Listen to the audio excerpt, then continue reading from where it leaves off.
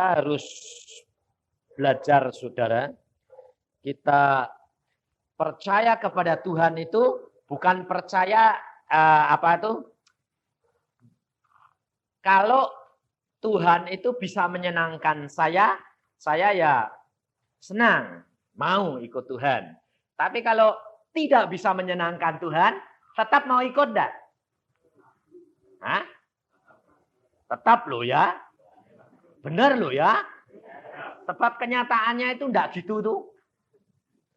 Coba kita perhatikan tadi. Salah satu ibu berkata, anakku kok sakitnya gini Tuhan.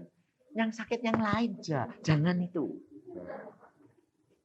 Loh, jadi itu kalau yang menurut saudara enggak enak, mau enggak? Loh, enggak bisa jawab sekarang. Tadi bilang mau. Hah? Lah ya ini loh saudara. Waktunya akan tiba di mana saudara akan diuji. Apakah yang tidak enak itu saudara dapat mengucap syukur? Nah ini. Nanti waktunya akan tiba bahwa engkau akan berguguran. Sebab apa? Sebab engkau tidak percaya sungguh-sungguh. Kalau orang percaya kepada Yesus sungguh-sungguh, mati itu untung, hidupku untuk Kristus. Itu barusan sudah mepet sungguh. Kenapa Tuhan kerap kali kalau menolong saudara sudah mepet? Tidak cepat-cepat ditolong. Sebab itu bukan percaya. Belum percaya.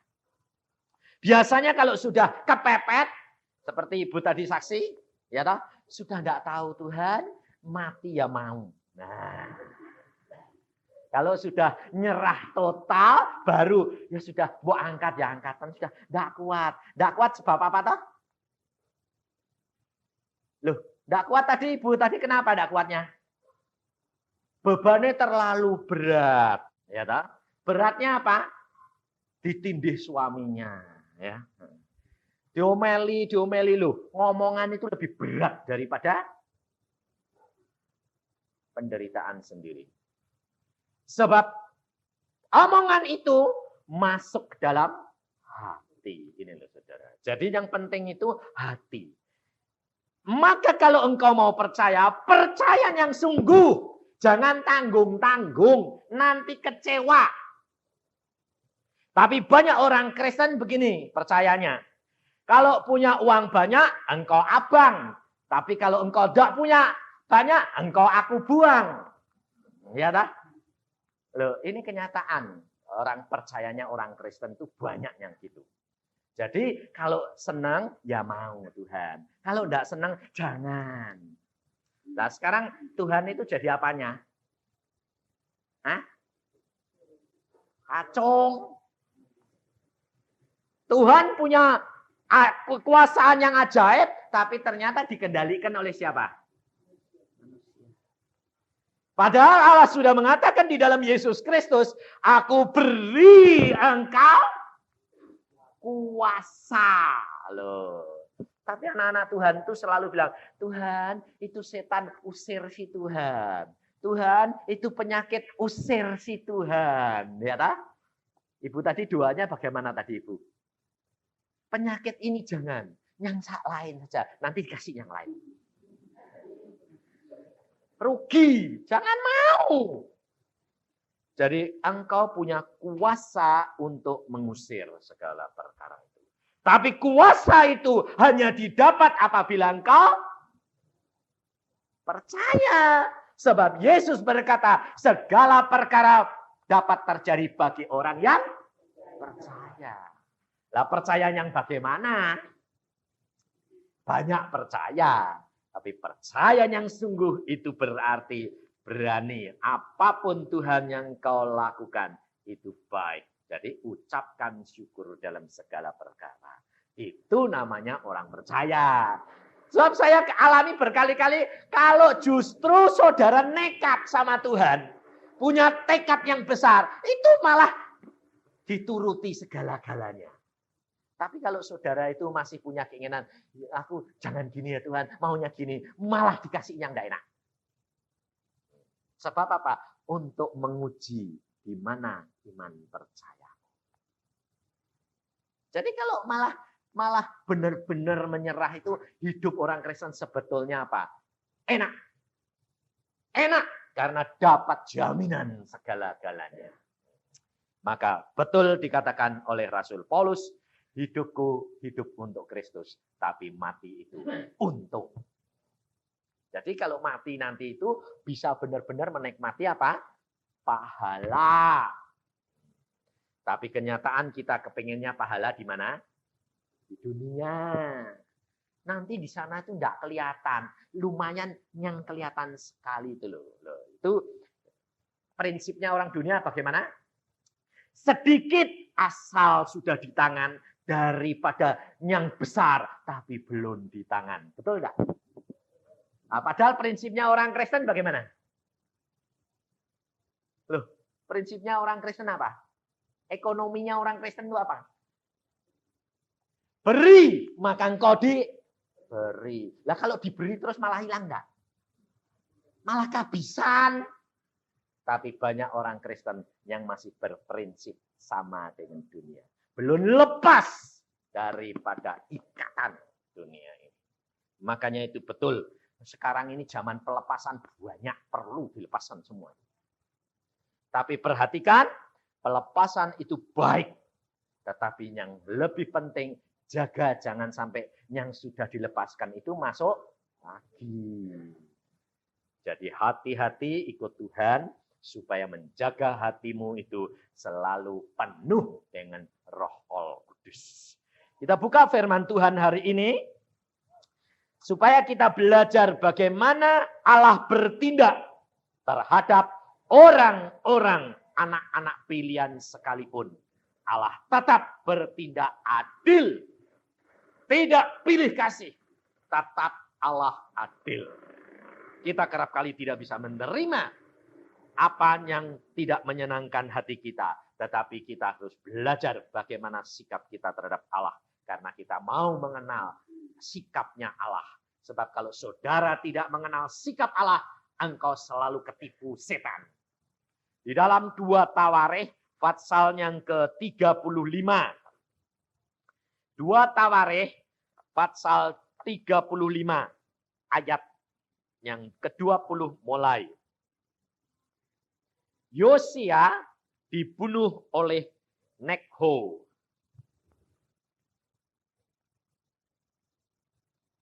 Ya, cari dulu. 2 Tawarikh memang saya kerap kali dikasih tahu Tuhan untuk kalau bawa firman Tuhan itu mencar-mencar, enggak karu-karuan gitu. Bagaimana Tuhan mau ngomong. Sebabnya apa? Supaya saudara itu malu sedikit kalau membukanya Alkitab lama-lama. Kalau malu kan lama-lama belajar toh. Ya enggak? Wah, tuh di persekutuan buka Alkitabnya enggak ketemu. Nah, malu ya toh. Yang lain, wah sudah ketemu, aku ketinggalan. Nah, tapi nanti karena datang ke bolak-balik lama-lama jadi tahu. Makanya saya lihat Alkitabnya semua pakai indeks. Hah? Sebabnya gampang, ya toh. Indeksnya dibaca. Kalau nyari kan, oh ya. Itu tandanya enggak pernah, Mbak.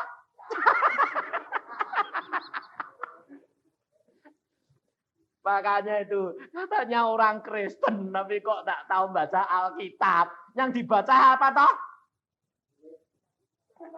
Apa?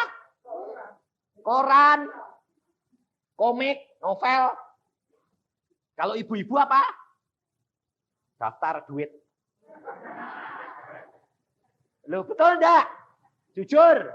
Mbak, daftar duit, pengeluarannya sudah berapa, pemasukannya berapa. Aduh, sudah mau habis ini, bingung. Nah, ya.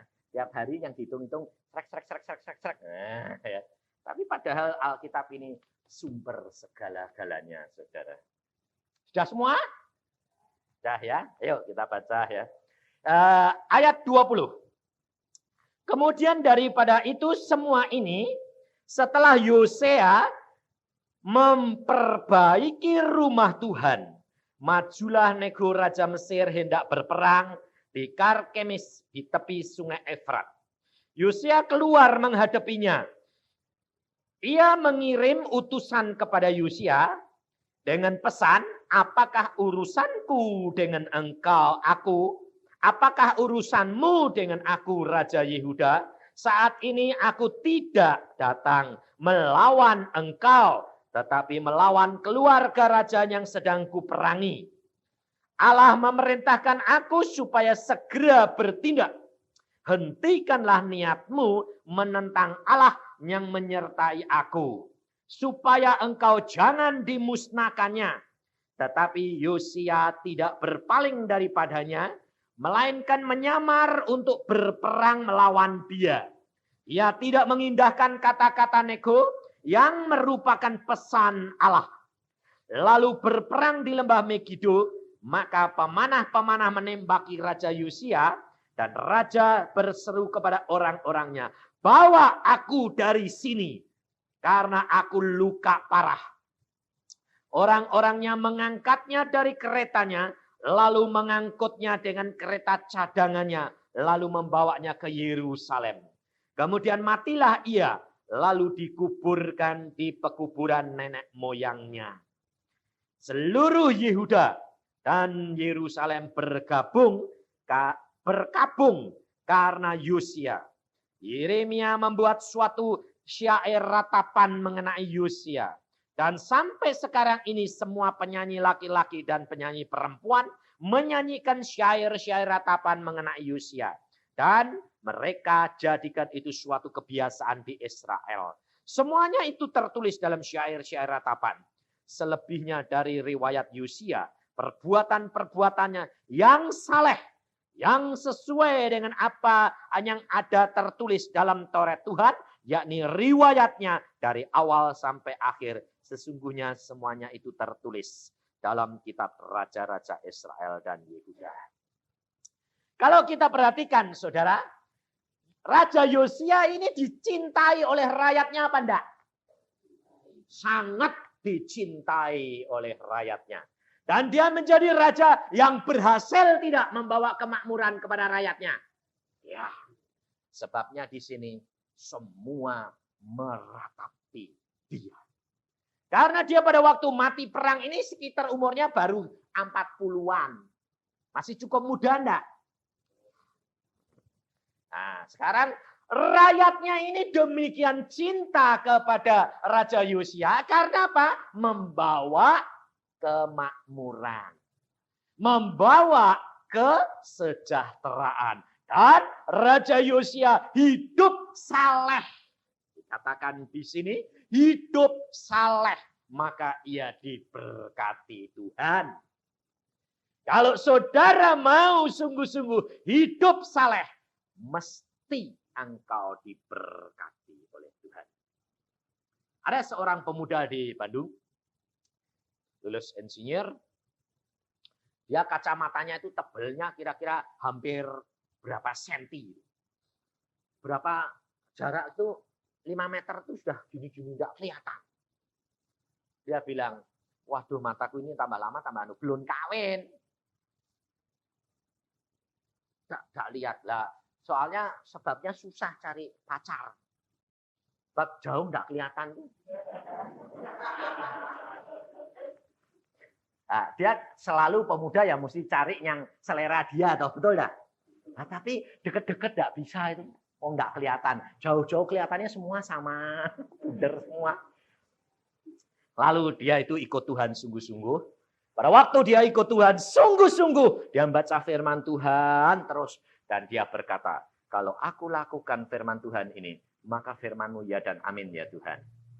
Dan dia pegang sungguh-sungguh.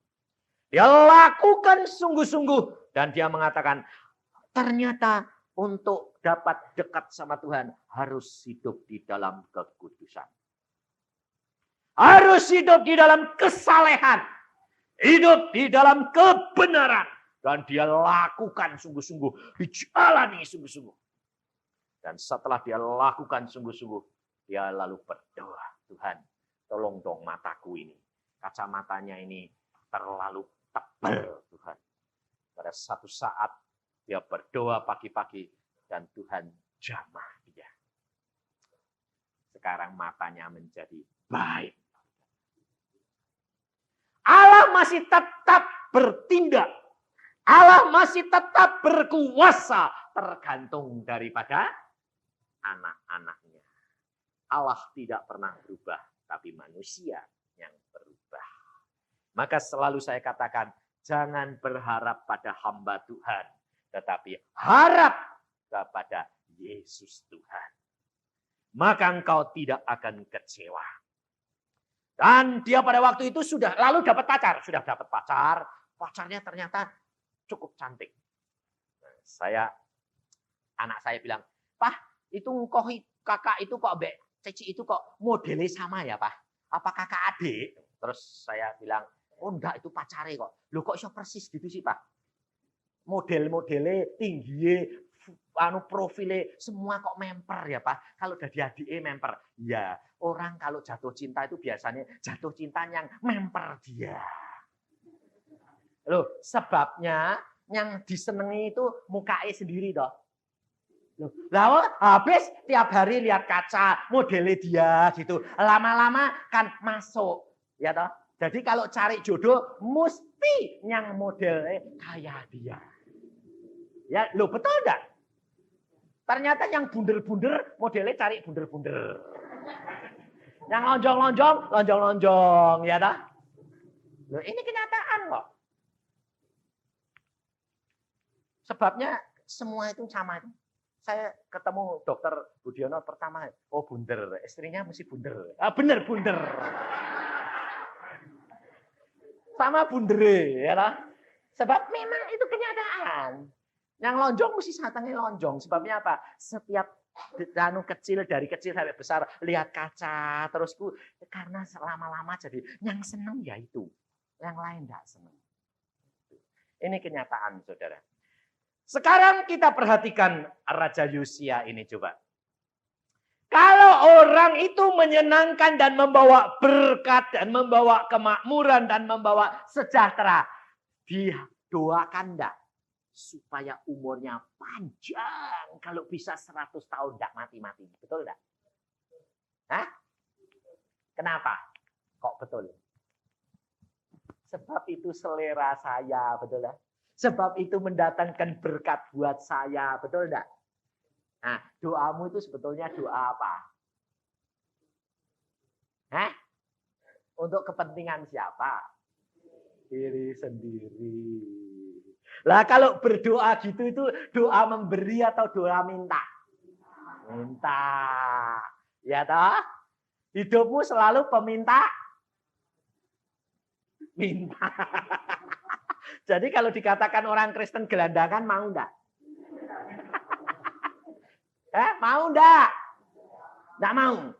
Tapi nyatanya sifatnya sifat gelandangan. Ayo. Gelandangan itu kan selalu gitu dah. Den, baring-baring, den. Terus ah. Lah, orang Kristen enggak gitu. Tuhan. Terus gitu dah. Kapan mengucapnya syukur? Ini loh saudara. Kita harus belajar. Allah itu tetap adil. Yosia saleh.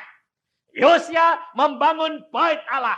Yosia dia membawa berkat bagi rakyatnya. Yosia menyatakan ikut Allah yang luar biasa. Bait Allah dibangun, orang Lewi disuruh kembali masuk ke bait Allah mempersembahkan korban. Tetapi kenapa dia pada waktu dia perang kok mati? Mengapa Allah tidak tolong dia? Kenapa Allah biarkan dia mati? Ayo. Hah?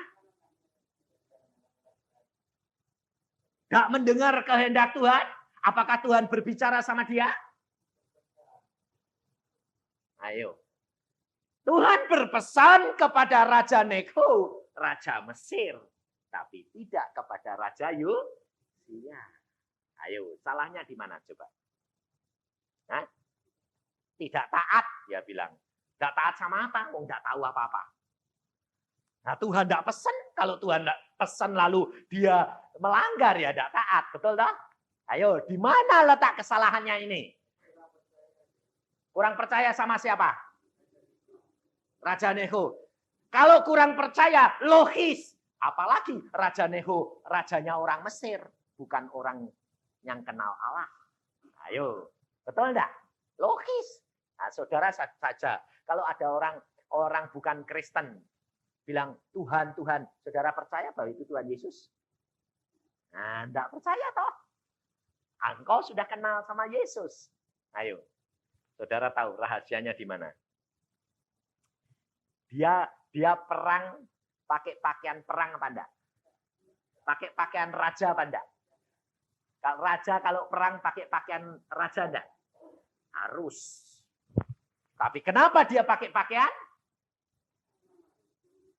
Biasa, sebab menyamar. Kenapa dia menyamar? Nah, saudara perhatikan. Dia pada saat dia maju perang, ini Raja Neko ini tidak perang sama Yosia. Dia perang kepada raja lain, negara lain. Tapi Yosia punya kebiasaan senang perang. Hobi. Yosia itu senang perang. Karena kesenangan ini yang mendorong kepada dia untuk perang, dia lalu tidak mau pakai pakaian raja. Tapi dia menyamar, dia pakai pakaian prajurit biasa. Berarti dia menurunkan derajatnya. Dia menurunkan tingkatan di hadapan Allah. Bahwa dia sebetulnya raja. Tetapi saat itu dia karena hobinya lebih baik dia menjadi seorang prajurit. Saudara. Saudara sendiri di hadapan Tuhan kerap kali saudara menurunkan derajatmu tidak? Engkau diangkat oleh Allah menjadi apa? Hah? Dari lembah dosa diangkat menjadi anak raja. Tapi sifatnya sifat gelandangan. Hah? Loh. Kalau anak raja itu sifatnya peminta-minta enggak? Menghadapi penyakit, menghadapi kekurangan ekonomi, menghadapi segala masalah kesulitan, bagaimana tindakannya? Punya keyakinan, punya iman, punya kuasa tidak? Kalau anak raja, coba anaknya presiden, ketemu kamu orang kaya loh, orang kaya, orang pangkat, pangkatmu mungkin kolonel, tapi kalau anak presiden datang ke rumahmu, bagaimana? Hah? Kamu yang manduk-manduk atau anaknya presiden yang manduk-manduk? Kita yang manduk-manduk toh. Tapi ternyata anak-anak Tuhan manduk-manduk enggak? Hah? Loh. Ternyata saudara itu kalau ketemu masalah-masalah kesulitan bagaimana? Salah satu contoh, anakmu sakit keras, pingsan, enggak bangun-bangun. Kamu datang ke dokter, kamu yang manduk-manduk apa? Bilang, dokter. Hah? Kamu yang manduk-manduk, dokter, tolong dokter. Yang manduk-manduk kamu atau dokternya? Hah? Kita. Lah katanya anak raja. Hah? Ayo. Kenapa kamu manduk-manduk sama dokter? Supaya ditolong cepat-cepat betul lah. Nah, apa enggak minta-minta? Nah, coba sekali waktu dokternya butuh duit datang ke rumah kamu. Kamu manduk-manduk atau dokternya manduk-manduk?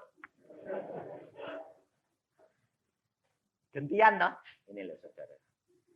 Karena apa? Karena kita itu bukan mempunyai percaya yang sungguh kepada Allah. Kita baca firman Tuhan, Tuhan mengatakan apa? Tidak ada barang yang mustahil bagi Allah. Bagi orang yang percaya. Tetapi kenyataannya kita itu tidak punya percaya. Saya selalu ditanya, Bagaimana sih Pak Yusak supaya bisa jadi orang percaya? Konsekuen, saya bilang. Baca Alkitab, lakukan, nekat. Loh kalau nekat itu enggak masuk akal. Ya memang Alkitab itu enggak masuk akal. Kalau masuk akal itu bukan Tuhan. Karena iman itu percaya sesuatu yang belum kelihatan. Lah orang percaya kok yang belum kelihatan. Lebih baik percaya yang sudah kelihatan saja toh. Lah ya itu orang dunia.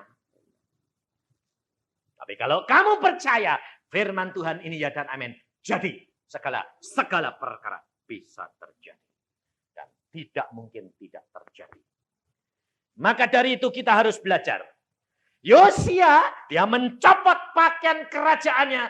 Dia pakai pakaian prajurit. Menyamar. Karena dia punya hobi berperang. Hobi kerap kali membawa malapetaka, saudara tahu. Hobimu banyak kali membawa malapetaka. Dan jangan kita menanggalkan baju kebesaran sebagai anak Allah. Di mana engkau sudah ditebus, di mana engkau sudah diberikan pakaian yang berpercik darah Yesus. Tapi engkau lalu buang dengan pakai pakaian dunia. Bukankah kita kerap kali supaya jangan diketahui orang Kristen, ya sudah, jadi kalau makan di rumah, di restoran, tidak usah sembahyang, jangan sok, tunjuk-tunjukkan sok suci. Apalagi kalau sudah menghadapi tukang pajak. Takut, bingung. Bagaimana caranya ya? Orang yang nagih hutang datang, waduh bingung lagi. Bilang saja, Bi, Tuan tidak ada di rumah. Udah, sifatnya orang Kristen hilang. Kabur semua sudah. Kenapa? Nah, daripada dikenal, tidak berani kok. Ya lebih baik, sudahlah sementara pakai pakaian yang tidak Kristen saja. Nah, kayak Blungkon. Bunglon tahu toh? Kalau nempel di coklat, coklat. Kalau nempel di hijau, hijau. Orang Kristen bunglon banyak enggak? Banyak. Enggak konsekuen. Saudara. Bagaimana Allah dapat menyatakan kuasanya kalau engkau tidak konsekuen? Allah mau menyatakan kuasanya apabila engkau memegang firman-Nya. Engkau pasti dibela. Pasti. Karena Allahmu itu Allah pembela. Saya barusan dari Lumajang, ya saya cerita ketemu sama pendetanya Filipus dan dia juga cerita, wah Pak Isa, memang kalau kita ikut Tuhan itu harus berani mati. Kalau tidak, percuma. Saya ada pemuda, anak gadis, anggota gereja saya, dia jatuh cinta sama pemuda yang lain. Ternyata diguna-guna. Saya tahu persis itu kena guna-guna. Saya larang, saya hadapin. Gadisnya saya tanya, kau tetap cinta atau tinggalkan Yesus? Dia bingung. Doa puasa, saya akan bantu. Dia doa puasa, saya bantu. Ternyata betul pada waktu dia doa puasa, roh itu lari sendiri. Dan keluar dari tubuhnya. Lalu dia berkata, oh ya, saya, kenapa kok saya bisa jatuh cinta sama orang kayak gitu? Lalu Tuhan berbicara bahwa itu bukan jodoh. Lalu dia tidak mau. Tapi si laki-laki marah. Marah lalu diterangkan sama pendeta. Akhirnya pulang bawa apa? Bawa pistol 4 pelor. Pokoknya pendeta itu saya modor. Dia ada orang datang, dia bilang, Pak Pendeta, itu pemuda sedang menyiapkan pistol dengan 4 peluru. Lalu dia berdoa, Tuhan kalau aku harus mati, aku mati untuk kau. Tapi harus berani, saudara. Tapi pada waktu itu dia berkata, Tuhan memberikan hikmat, lapor ke sebelahmu. Lalu dia datang ke sebelah, dia bilang, Pak keadaan saya begini, ada pemuda gini. Ternyata sebelahnya itu adalah ketua daripada pemuda. Lalu dia datang ke rumah itu. Dia bilang, apa yang kamu mau lakukan? Serahkan pistolmu. Lalu diambil. Dan pemuda itu mau mengerti. Ini loh saudara. Hidup dengan Yesus, engkau harus berani ambil risiko. Engkau nanti melihat justru perkara-perkara yang ajaib yang kita alami. Kalau firman Tuhan di sini mengatakan kepada kita, Yosia yang saleh, yang menyenangkan hati Tuhan. Kenapa perang kok jadi mati Tuhan? Karena keadilan Allah, saudara tahu. Karena dia pergi ke sana perang tidak seizin Allah. Dan Raja Mesir diperintah Allah. Jadi saudara perhatikan. Orang yang menyenangkan hati Allah pun. Orang yang dekat kepada Allah sekalipun. Orang yang menyenangkan, yang mau berbuat banyak untuk Tuhan sekalipun. Kalau dia tidak belajar peka terhadap pimpinan Allah. Maka dia akan dapat salah jalan. Itu keadilan Allah. Mungkin saudara berkata apa? Loh, mbok ya ditegur jatuh Tuhan. Luka, jangan mati ya. Kalau mati kan kasihan. Wong dia masih dibutuhkan rakyat. Betul enggak? Demikian juga kalau saudara kehilangan suami, kehilangan anak, kerap kali bilang begitu enggak? Kalau suami mau mati atau anak mau mati. Istri mau mati. Jangan toh Tuhan, aku masih butuh. Masih saya diperlukan untuk anak-anak. Masih gini, masih gini. Saudara lebih tahu apa yang akan terjadi atau Tuhan? Nah kok saudara ngatur? Ini kenyataan. Itu tandanya orang kurang percaya. Harus konsekuen. Jadi kalau menghadapi segala perkara, itu sudah punya wibawa Allah di dalam hati dan kepikiran kita. Sakit, katakan, Tuhan, anakku kok sakit. Jangan ribut dulu. Katakan, Tuhan, anakku kok sakit. Apa yang terdapat dalam diriku? Aku yang salah, Tuhan. Koreksi dong, Tuhan. Lalu periksa diri di hadapan hadirat Allah. Jujur di hadapan Allah. Katakan apa? Kalau memang Tuhan sudah buka semua dosa, semua kesalahanmu, kamu bertobat. Setelah bertobat, selesai. Kamu katakan, terima kasih karena justru penyakit ini, aku bisa kembali kepadamu. Ini saudara. Tapi aku yakin, apapun yang kau lakukan terhadap anak ini, itu membawa kebaikan dan kemuliaan demi namamu. Ini loh saudara. Dan Tuhan akan tuntun. Bagaimana caranya? Itu urusannya Tuhan. Jangan lalu pakai metode. Lah itu. Biasanya, oh kalau sakit ini, kasih ini, mesti sembuh. Kasih itu malah tidak sembuh. Ini, kita harus peka terhadap pimpinan Tuhan.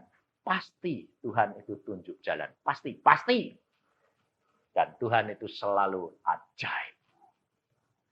Kalau kamu sedang diuji, anak ini tambah lama tambah berat. Tapi engkau sudah usaha maksimal. Tinggal ucapkan syukur. Tuhan, aku tahu engkau punya rencana yang terindah untuk kami. Itu orang percaya. Dan itu saya lakukan. Setiap anak saya itu selalu ngalami ujian. Jadi semua sudah pernah mau mati semuanya. Diujinya itu mau mati. Saya tidak pernah pusing. Saya sendiri ya diuji mau mati. Istri saya ya mau mati.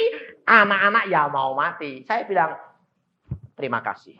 Mati hidup dalam tanganmu. Itu urusan Tuhan. Terima kasih beneran.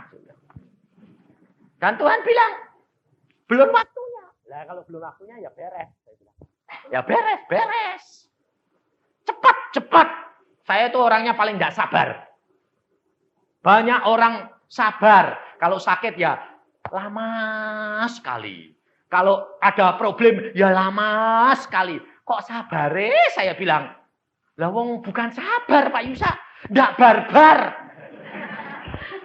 Bukan sabar tapi ndak barbar. Lah kenapa ndak barbar? Ndak tahu. Wong ndak didengar-dengar doanya. Tuhan bukan tidak dengar, sudah dengar. Tetapi engkau yang kurang percaya, ukurannya kurang. Dan itu dituntut Tuhan sampai genap. Lah kalau tidak genap-genap bagaimana? Lah ya kamu tidak bisa ngucap syukur. Lah ngucap syukur bagaimana Pak Yusa? Wong kenyataannya gini. Loh kok kenyataannya gini? Lah itu kamu kurang percaya. Lah iya memang tidak punya percaya. Lah ya benar saya bilang. Kalau kamu tidak punya percaya. Lah kapan sampainya? Lah ya bantu doa toh. Bayangin. Saya pernah melayani seorang dokter. Anaknya sakit. Anaknya sakit, kita doakan terus. Kemudian satu malam Tuhan berbicara kepada saya, memberikan penglihatan. Oh, kurang iman. Waduh, enggak punya iman ini orang tua. Harus didukung oleh semua anak-anak Tuhan. Dia nanti tumbuh, dia bisa. Jawabannya apa? Menyenangkan hati luar biasa. Kalau kurang iman gampang, panggil mahasiswaku semuanya, suruh sembayang, ngan nanti nunjang saya, seimannya jadi kuat. Waduh, mak pelek saya, aduh.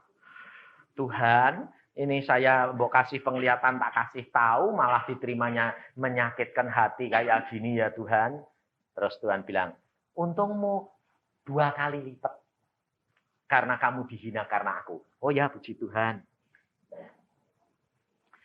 Setelah itu tetap saya datang untuk turut bantu doa. Tapi doa orang tuanya sudah tidak bisa.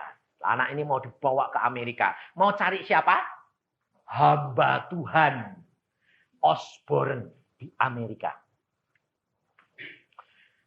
Bawa saja ke Amerika. Ketemu Osborne. Suruh berdoa. Karena dia punya iman besar. Ya saya bilang, ya bawaan. Loh, kalau saya orangnya tidak peduli, bawaan. Malamnya Tuhan ngomong sama saya. Terus saya lihat, oh wis ana peti mati. Oh, saya bilang, loh, peti mati ini isinya siapa? Nama anak itu disebut. Namanya, oh mati ini anak. Bar, game, saya bilang. Terus adik saya ngajak saya Bridgestone. Yuk, Bridgestone ke sana. Enggak. Kalau dalam 2 hari ini anak itu tidak mati, saya mau turut Bridgestone lagi. Sebab percuma, sudah divonis dia harus mati. Belum 2 hari, pagi-pagi jam 5 saya dibel. Diberitahu anaknya sudah mati.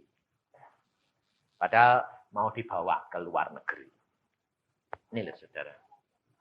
Bahwa segala sesuatu itu Allah yang menetapkan. Mati hidup itu milik Allah. Kalau Allah masih punya rencana di dalam hidupmu, engkau pasti dipakai menjadi berkat. 1. Kedua, kalau Allah masih memberi kesempatan kepadamu karena targetmu belum kesampaian. Tahu toh target? Jatah. Jatahnya yang engkau mau diberi pahala di surga itu belum kesampaian kamu bayar. Engkau diberikan hidup. Jadi perhatikan, Allah itu yang menetapkan langkah-langkah orang yang hidupnya berkenan kepadanya. Jadi jangan takut apapun boleh terjadi. Kalau engkau masih dibutuhkan, engkau masih dipakai oleh Dia. Tapi kalau jatahmu sudah cukup, Tuhan bilang apa? Dah bar. Kamu mau bilang apa? Tuhan tambahi semenit, bisa enggak? Kalau Tuhan bilang selesai, kamu bilang apa? Puji Tuhan. Nawar-nawar, tambah sebulan. Boleh kalau Tuhan punya rencana. Seperti ibu saya, ditambahi 9 bulan. Kan lumayan. Tapi hati-hati. Tambah itu belum tentu menambah target. Tetapi kerap kali bisa memotong jatah. Yosia mati. Sebab apa? Sebab dia 1. Menanggalkan kebesarannya dan menurunkan dirinya. 2. Karena dia punya hobi. Ketiga, karena keadilan Allah. Karena dia tidak peka terhadap pimpinan suara Allah. Orang yang diberi banyak, dia dituntut banyak. Jadi saudara harus banyak berdoa bagi hamba-hamba Tuhan. Bagi orang yang disenangi Allah, kerap kali malah umurnya panjang atau pendek? Loh, ini kenyataannya. Harusnya orang yang disenangi Allah umurnya panjang, harusnya. Tetapi kenyataannya umurnya jadi pendek. Sebab apa? Sebab merasa dicinta Allah jadi ceroboh. Ini loh saudara. Contohnya anakmu kalau terlalu dekat kepadamu, kerap kali malah ceroboh atau malah hati-hati? Malah ceroboh, menggampangkan orang tua, betul tak? Menggampangkan Allah, ini loh saudara. Maka akhirnya keadilan Allah turun, Yosia mati. Tapi kalau Yosia mati, maka orang rakyat Yehuda meratapi. Kalau saudara orang yang engkau harapkan menjadi berkat bagi keluargamu mati, engkau susahnya luar biasa enggak? Hah? Susah. Bisa terima kasih sama Tuhan enggak? Enggak bisa, susah. Tapi saudara coba perhatikan. Yesus umurnya di dalam dunia cuma berapa tahun? Hah? 33,5. Dia kerja untuk bapaknya cuma berapa tahun? 3,5 tahun. Saudara pernah mikirkan? Kenapa Tuhan Yesus kok enggak panjang sih? Sampai puluhan tahun. Kan lebih baik toh, betul enggak? Saudara pernah mikirkan? Enggak toh? Kemudian saudara pernah mikirkan? Kalau anakmu sedang di jaya-jayanya dipakai Tuhan baru 3,5 tahun sudah harus mati. Saudara mikirkan Maria yang punya anak. Anaknya sedang jaya-jayanya kawin saja belum. Sudah mati. Bagaimana susahnya Maria? Saudara pernah mikirkan? Enggak toh? Lah iya. Yang dipikirkan siapa? Saya sendiri. Pantesan saudara itu tidak bisa menjadi orang Kristen yang memuja Yesus. Engkau harus dalami perkara Yesus. Mengapa Allah justru cuma pakai 3,5 tahun? Padahal dunia membutuhkan demikian. Banyak orang sakit. Orang yang menderita. Kalau Yesus lebih lama, banyak orang yang tertolong. Betul enggak? Tapi ya, pikiran saudara bukan pikiran Allah. Pikirannya Allah adalah sempurna. Allah sudah mengukur yang paling tepat dan yang paling baik. Maria dibiarkan menderita, melihat anaknya digantung seperti itu. Allah sudah mengukur, Maria kuat menanggung hal seperti itu. Karena apa? Dalam masa 3 hari, dia akan ketemu Yesus kembali. Saudara tahu, segala perkara sudah diatur oleh Allah. Kita tidak usah takut. Karena Allah itu yang menetapkan dan yang memberikan segala-galanya bagi kita. Maka dari itu saudara kita harus belajar. Ucapkan syukur dalam segala perkara. Jangan terpancang kepada apa yang kita lihat dan dengar. Tetapi terpancang kepada apa yang Allah mau lakukan. Itu pasti baik. Berpikir positif untuk tiap tindakan Allah. Maka engkau akan melihat kebesaran Allah dinyatakan di dalam kehidupanmu. Jadi sebetulnya kegenapan firman Tuhan ini tergantung daripada saudara dan saya. Kalau engkau mau mengalami perkara-perkara ajaib dengan Allah, lakukan dan dalami. jalankan, mesti kamu melihat kuasa Allah berjalan. Luar biasa sekali Allah itu. Ini saudara seiman kerap kali yang belum percaya, dia itu malah ngotot. Malah mau membuktikan. Tapi nyatanya justru orang yang sudah Kristen, yang kalau datang ke persekutuan tuh rajin, tapi cuma manggut-manggut. Iya. Biasanya enggak ngalami apa-apa. Tapi yang pikirannya menentang, mosok. Nah, itu loh. Biasanya lalu minta bukti, ngalami sendiri. Tuh. Saya malah senang terus terang ketemu orang yang saya tidak percaya, Pak Yusa. Wah, itu malah saya beneran. Makanya saya bilang, ketemu suami daripada ibu tadi yang bersaksi, saya bilang, oh orang ini kalau sudah mau percaya, percaya sungguh. Tapi kalau belum, jangan harap. Orang ini itu delodok, saya bilang. Saya belum kenal loh. Saya ketemu pertama, saya bilang, kamu ini delodok, saya bilang. Kalau istrimu bilang A, malah kamu B. Oh iya, memang saya gitu orangnya kok Pak Yusa. Ya bener memang. Modelmu ini model orang yang tidak percaya kalau tidak dibuktikan. Lalu saya katakan, alami, buktikan. Kalau kamu tidak terjadi Alkitab, jangan jadi orang Kristen. Ini saya kalau nginjil memang agak gila-gilaan. Saya tantang semua. Ya Ambarawa juga gitu. Yang saya tantang. Buktikan. Kalau tidak benar, jangan jadi orang Kristen. Saya katakan gitu. Dia bilang apa? Betul ya Pak Yusa? Ya. Kalau tidak benar, jangan percaya. Saudara tahu, luar biasa Allah kita. Luar biasa Allah kita. Dia dalam waktu 2 tahun mengalami mujizat demi mujizat Allah. Dan setiap malam dia kalau berdoa, dia berkata, Tuhan, aku mau belajar Alkitab. Dan diajari oleh Tuhan. Saudara tahu. Dia rajin sekali. Diajari. Satu kali dia berkata begini. Tuhan, rumahku sebelah ini kok kosong ya Tuhan. Apa yang harus aku berbuat?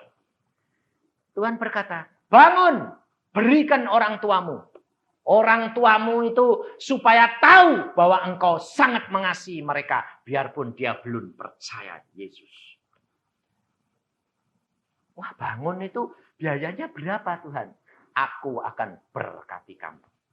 Dia cuma tukang bikin perhiasan. Saudara.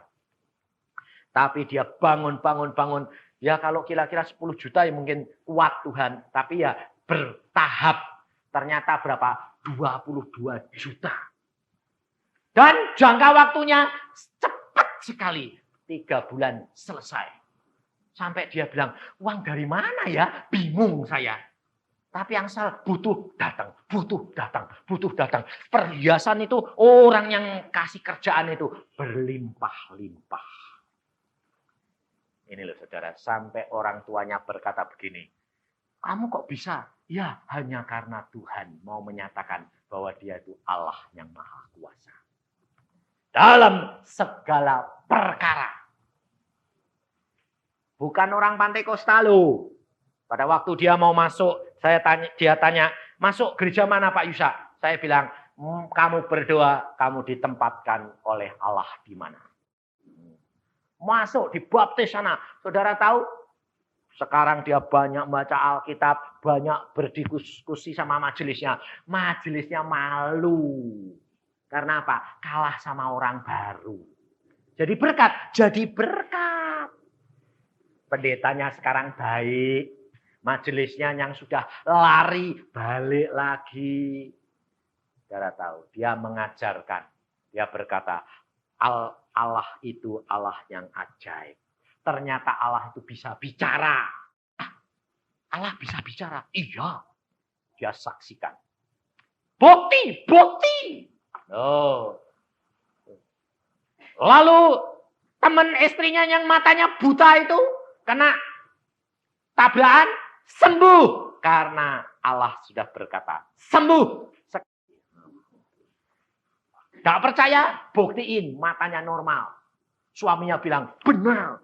Tuhan Yesus ajaib. Nah, begitu mujizat masih terjadi. Iya. Nah, jadi berkat, saudara. Tapi saudara-saudara kerap kali di persekutuan bilang apa? Oh, di gereja sepi. Di gereja itu kering. Nggak usah balik ke gereja. Betul nggak? Salah. Engkau kalau sudah dapat berkat di persekutuan, harus kembali ke gereja menjadi berkat di gereja masing-masing. Sebab Yesus berkata, lebih berbahagia memberi daripada menerima. Tapi kerap kali mentalnya orang persekutuan, anak-anak Tuhan masih mental gelandangan. Di gereja tidak dapat apa-apa, Pak Yusa. Kering. Kalau persekutuan tuh lo dapat. Ya, mentalmu mental apa itu? Itu mental apa? Mental minta-minta. Kalau terima berkat, puji Tuhan. Kalau memberi, aduh, uangnya kurang nanti. Jatahku kurang. Kalau tak kasih ke itu nanti kurang. Itu mental gelandangan. Kalau engkau sudah merasa bahwa engkau harus jadi berkat, kau kembali ke gereja. Bawa, berikan kepada teman-temanmu seiman. Sebagaimana jiwamu menjadi hidup kembali. Saudara. Itu harusnya. Sehingga akhirnya persekutuan sama gereja saling curiga-mencurigai. Karena apa? Gara-gara saudara yang jadi alat pemecah belah. Kalau alat pemecah belah itu alatnya Tuhan, alatnya setan? Nah? Ada nggak yang dipakai di sini alat setan? Jangan ada, tapi jadi alat berkat Yesus Kristus.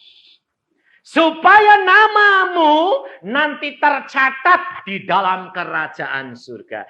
Tuhan Yesus berkata apa kepada murid-muridnya? Pada waktu mereka pulang dari mengabarkan Injil, mereka pulang dari menyembuhkan orang, mereka pulang daripada mengusir setan, apa kata Tuhan Yesus?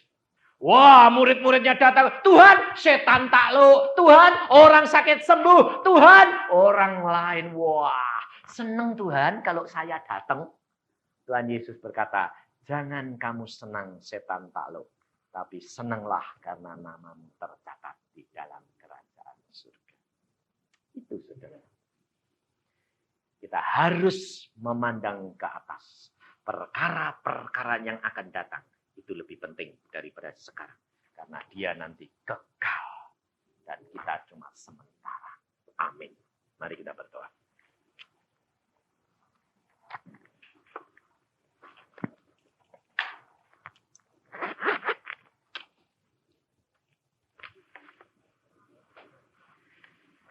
Tuhan, firman-Mu sudah hamba sampaikan. Kalau malam hari ini Engkau ingatkan kepada kami semuanya Tuhan untuk supaya menjadi berkat.